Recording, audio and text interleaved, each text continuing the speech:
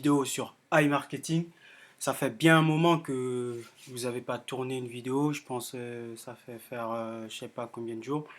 Bref, alors aujourd'hui je viens vous expliquer le taux de profit sur iMarketing. Vous voyez, quand vous avez des gains, bah, on vous met un taux de profit. En fait, il y a un vrai taux et je vais vous montrer à quel moment ce vrai taux apparaît, ou bien à quel moment vous pouvez calculer votre vrai taux en bénéfice sur iMarketing. Donc nous allons aller sur deux comptes différents. Nous allons aller sur le premier ici. Vous voyez que le taux de profit est à 93,33%. En fait, c'est le taux en général qui est affiché lorsqu'on vient de commencer. On a l'impression qu'on fait toujours ce taux-là. Mais en fait, ce taux-là, ce n'est pas le vrai taux des bénéfices déjà enregistrés. Pourquoi? Parce que euh, si vous faites comment on appelle ça, le budget investi, donc le budget publicité, moins le cashback, et ensuite vous faites l'opération pour trouver le pourcentage, bah en fait, la vérité, c'est que ce ne sera pas ce pourcentage-là que vous allez trouver. Donc ce pourcentage, je ne sais pas trop comment il est calculé. J'ai regardé certaines vidéos pour savoir un peu l'explication. Mais moi ici, je vais vous expliquer, ou bien je vais vous montrer comment savoir, ou bien à partir de quel moment on peut se dire qu'on fait maintenant les profits sur iMarketing. Parce que le 93 que vous voyez, ce n'est pas les profits. Pour l'instant, je ne suis pas encore en profit sur iMarketing pour avoir investi 286 dollars et avoir reçu 266 dollars. Bah, le pourcentage qui est affiché ne correspond pas justement à ce profit par rapport à l'investissement. Donc, je vais vous montrer sur un autre compte à quel moment on peut espérer, ou bien à quel moment on peut se dire qu'on commence à faire les profits de son compte iMarketing. Alors, sur ce compte, vous allez remarquer, il y a 352 dollars investis pour 389 dollars en cashback reçu.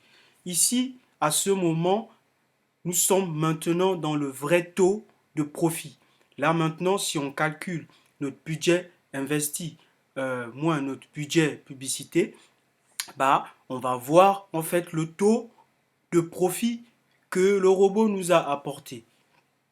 Et à partir de quel moment savoir qu'on est en profit? Mais en fait, c'est simple.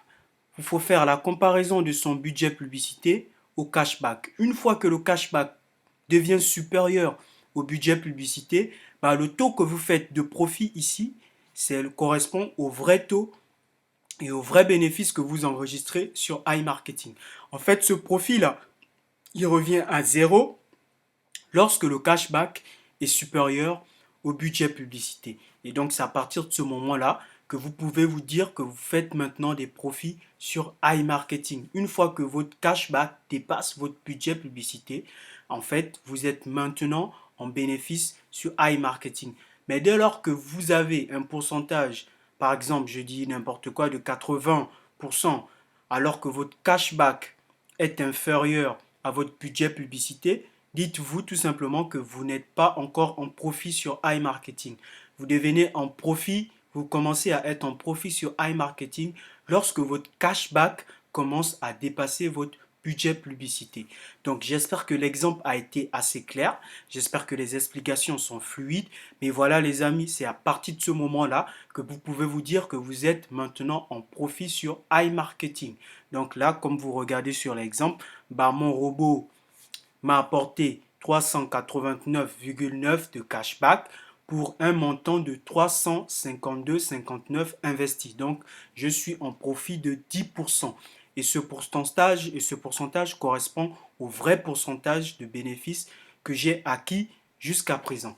Voilà les amis, je suis arrivé à la fin de cette vidéo.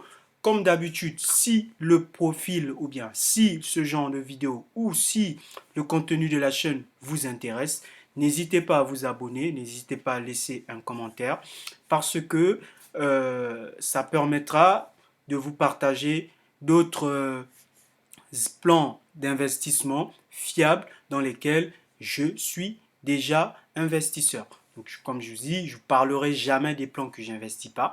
Donc, Sur ce, je vous souhaite une bonne et agréable soirée. Au revoir.